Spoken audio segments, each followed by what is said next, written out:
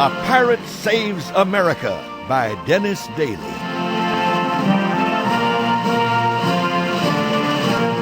Hello, this is Jimmy Weldon. Many of you who have heard me speak before know that I love to be a storyteller.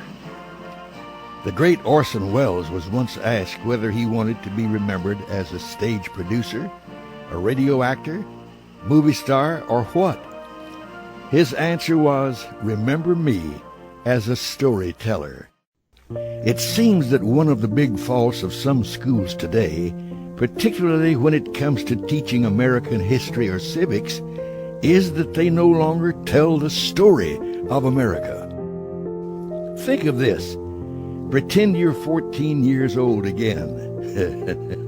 You're sitting in school, and the teacher is droning on and on from a textbook about how many delegates attended the Constitutional Convention, how Benjamin Franklin slept most of the time, how hot it gets in Philadelphia in the summer. Well, that kind of non-storytelling is enough to put anyone to sleep, let alone a 14-year-old who's thinking about that night's football game or the blonde-haired girl sitting across the aisle in school.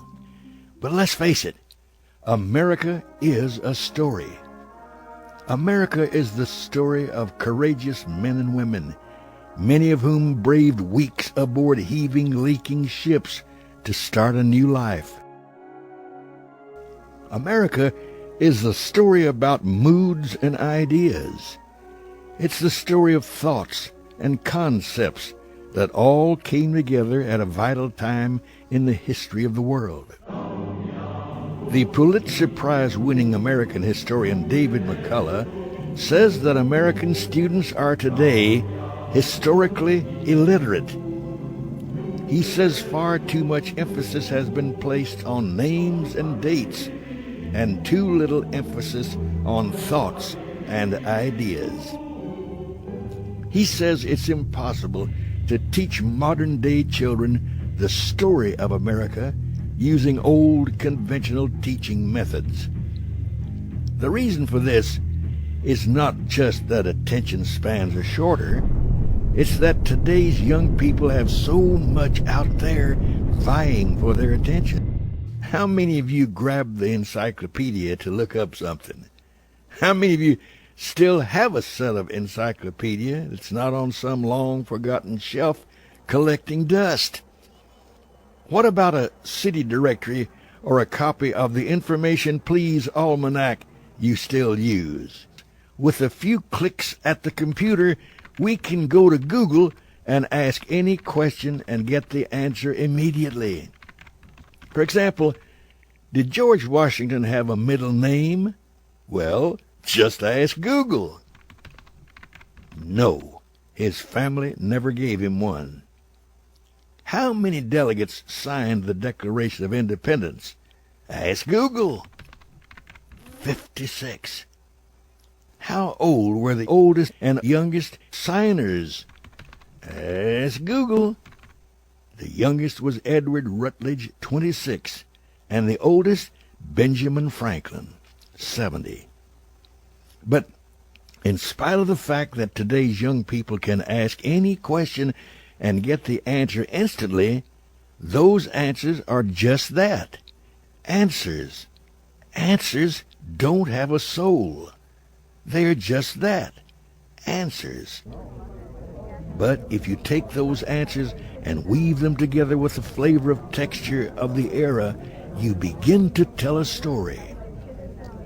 You see, answers to even the most important questions mean nothing if you don't understand the time and the place and the mood and a million other things about those answers. Moreover, you have to understand one other thing. You have to understand the question when seeking the answer. In trying to understand the right answers to the questions about American history, you need to stir into the historical mix thousands of bits of information that you don't see in simple answers. These are the tiny parts of our history that you might call spice, They're the tiny things that bring out the flavor of the times that led us to our being what we are today. You see, students need to know that when the American colonists were moving toward revolution, they were the children of many, many generations of earlier citizens. They thought of themselves as children of England, yet it had been nearly 170 years since Jamestown and 150 years since Plymouth. A huge influx of Scottish and Irish into some cities meant that colonial allegiance to London was, for many, not important at all. The people of the times, though split into their feelings about England, knew they were part of something new. Whether that new should be a part of the old would become the subject of intense debate and, finally, rebellion. The signers of the Declaration of Independence lived at a time before modern sanitation, before the telegraph and the telephone, before airplanes and even trains. They couldn't get on a bus or call a cab to get where they were going. When the Founding Fathers made their way to Philadelphia for all those important meetings that would shape the new nation, it often took weeks to get there.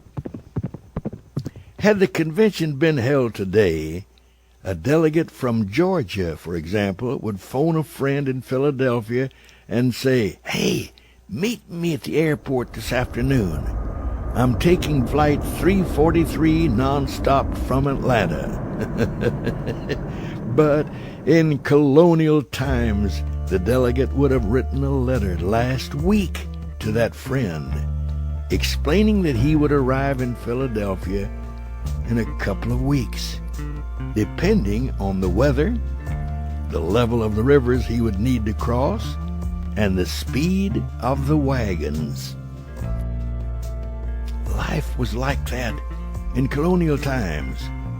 The hardships the average colonist had to endure are seldom told in history class today.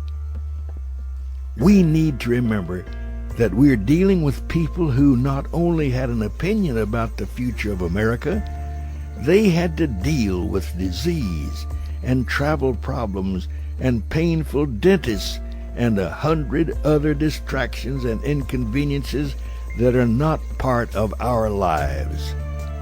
The colonies that became the United States were strung out along the coast for 1,000 miles. They shared different ideas, and bringing them together to do anything was indeed a daunting task. The movers and shakers of the time expected some of their children to die at birth. They lived with their streets full of their kind of pollution, horse droppings, half a foot deep in streets. There were no movies, no television, no Fox News or CNN, no ABC, NBC, or CBS. This was the atmosphere and texture of America at the time. This is not taught to young people. And if you are 14 and you hear your teacher tell you about the Revolutionary War, there's a good chance you could care less. A whole lot less. I've always said that you can't actually know who you are unless you know where you came from, unless you knew your parents. So today's young people may be hearing the words, but they're not hearing the story.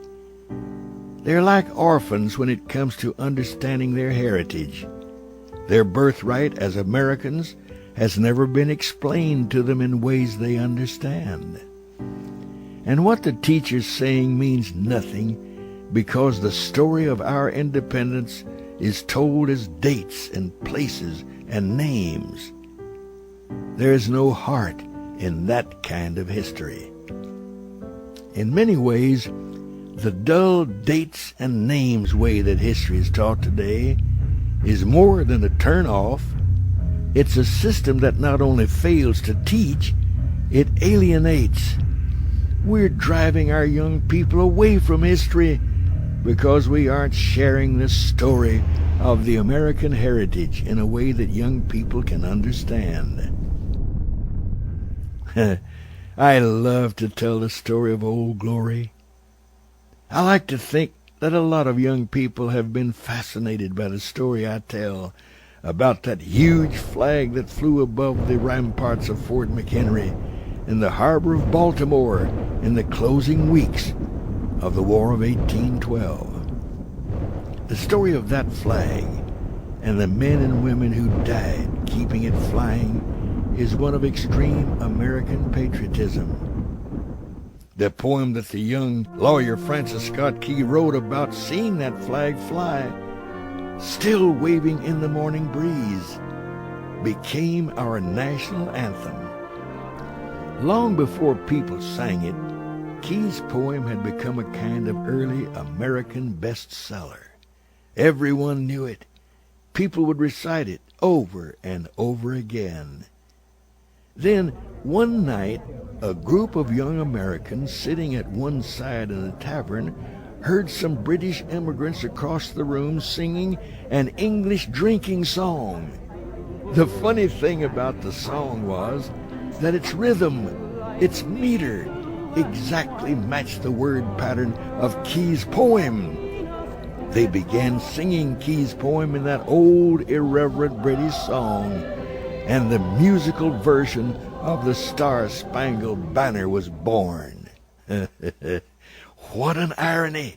How a poem about the persistent patriotism of the people of Fort McHenry, holding up a tattered but triumphant stars and stripes, should be sung to the melody of a song that came from England, the country whose navy could not bring down that flag. After the overnight unsuccessful bombardment of Fort McHenry by the British, the admiral of the fleet, who had promised to bomb the fort into dust, saw Old Glory was still flying high. It appears that the hopes and blood of fired-up Americans holding that flag aloft, leaning their wounded and soon-to-die bodies against the flagpole, were stronger than the bombs and shells of the most powerful navy in the world. But you see, we had something the British didn't. We had a burning fire to preserve the freedom we had won years before. Those loyal British sailors were fighting for their empire. We were fighting for our liberty. And the symbol of that liberty was still waving in the morning breeze, painting the story of our freedoms on the morning air. The fleet's loss at Fort McHenry was a bitter pill for the British Navy. Admiral Alexander Cochrane took his fleet out of the harbor with the tide. Unable to defeat the Americans at Baltimore, Cochrane and his ships sailed south along the coast, then around Florida and headed for Louisiana. Along the coast, Cochrane's humiliated fleet did win a small victory, but Cochrane was anxious to move on to New Orleans. His forces were to support a contingent of British troops already standing by. If Cochrane could help the British Army take the port at New Orleans, America's southern gateway would be closed. Maybe he could do at New Orleans what he had failed to do at Baltimore. The news of the coming of the British fleet was the big buzz in the bayous of southern Louisiana, and no one was more upset in hearing the news than a French-Canadian leader of men named Jean Lafitte. Lafitte was an organizer, a scoundrel, but most importantly, he was a pirate. Jean Lafitte and his men were making runs into the Caribbean, attacking any ship they could, killing or wounding the crews and making off with the treasures on board. Lafitte loved the bayous of Louisiana and knew them like the back of his hand. He and his ships would sail out of the Caribbean and disappear into the swamps. After sorting out the loot, the best of the goods were taken by a small boat to the docks at New Orleans. They were put into wagons and taken to a warehouse for sale. The arrangement was very cozy. The man who owned the warehouse, a man whom the public thought was just your average honest man, was Jean Lafitte's brother, Pierre. A large area south of New Orleans was the home to Lafitte and his pack of pirates. The area is called Barataria.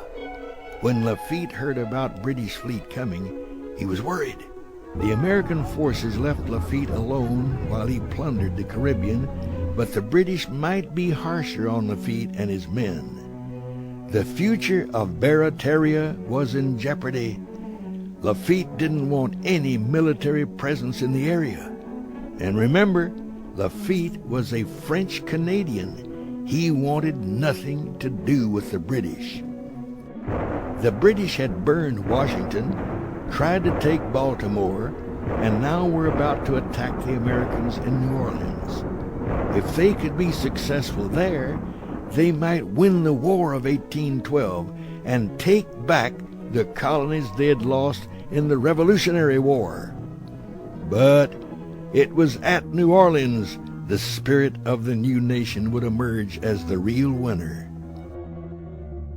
The leader of the American forces at New Orleans was Andrew Jackson. We know now that he would defeat the British and eventually use his status as a war hero to become president. What we forget, and what most students of American history are never told, is that Jackson almost lost the Battle of New Orleans. He was facing the same kind of expected destruction they had faced at Baltimore. With a better organized British Army and Navy in the way, most military experts thought the citizens of New Orleans would not be as lucky as those at Fort McHenry in Baltimore. It was a foregone conclusion that Jackson's American flag would not be flying after the final battle. Andy Jackson, the mountain man from Tennessee, was not about to let that happen. But Jackson faced a dilemma, a shortage of manpower. Now, although he was a master of the Tennessee mountains, he knew nothing about the swamps and bayous of Louisiana. He needed men who knew the area and hated the British. Today, we would call it a no-brainer. But then, it was the answer to an American prayer. Jackson called for Lafitte. At first, the king of the pirates was skeptical of Jackson. Lafitte would be happy to fight the British, but he and his men were already in hot water with the Americans. They were criminals. They were pirates. As a matter of fact, just weeks earlier, Lafitte had met with a British officer. The pirates were given the chance to fight on the side of the British. Jackson heard about the meeting and acted quickly. He would offer Lafitte and his men amnesty. He would offer them the chance to clear their slates if, and this is a big if they agreed to become good Americans and fight for the Stars and Stripes. Lafitte was under the gun. The U.S. civil leader in Louisiana had already called for his arrest, and his brother was already in jail. Which way should he go? Lafitte and his men were not about to abandon their bases in Barataria, but they could not remain neutral. So, in what is now regarded as another magic moment in American history, the pirate king Jean Lafitte teamed up with the mountain man Andy Jackson to battle the British in what became the final battle of the War of 1812. Lafitte told his men they would be fighting under a new flag, so the Jolly Roger came down and was replaced with the Stars and Stripes. They joined the ranks of the Americans. Some went aboard U.S. ships. Imagine pirates boarding American vessels, not to pillage and plunder, but to instruct the captains how to navigate the dangerous waters of the Louisiana bayous. With the help of Lafitte and his men, Andy Jackson prevailed. The War of 1812 effectively came to an end. Just think, America using a combination of military men and newly obtained forces, an international group of pirates who brought their know-how from all over the world, defeated the British in a battle that once and for all showed England that America and the Stars and Stripes were here to stay. But wait, this is not the end of the story. The Battle of New Orleans was an unnecessary fight. What? Yes. You see, Washington and London had already signed a treaty that ended the war. A treaty signed 2 months after the battle at Fort McHenry. Remember, this was a long time ago, friends. Word had never gotten to New Orleans that the war was over. Men fought and died to win a war that had already been won. Now, had Jackson and Lafitte and Cochrane known the treaty had already been signed, Lafitte's men would not have joined the United States, and the battle that put the nail on the coffin for Britain would never have taken place. There's a moral here. Right is worth fighting for. Right is worth dying for, even if the battle is fought after the treaty is signed. The hero here is not Andy Jackson. It certainly was not Jean Lafitte. Let's just say, once a pirate, always a pirate. The hero here was the Stars and Stripes. It's a matter of allegiance. Just as the men from Barataria took down their pirate flag and hoisted up Old Glory, so have the countless millions who came to these shores, traded the symbols of their mother country, and began saluting the American flag. We must all rally around something. Our symbol is red, white, and blue. It flew over the fort at Baltimore, and despite being tattered and torn, it was still triumphantly standing there when morning came. I leave you with one thought. The young people of today crave leadership. They crave a symbol. Will they go abroad to join a foreign cause because they want to be accepted?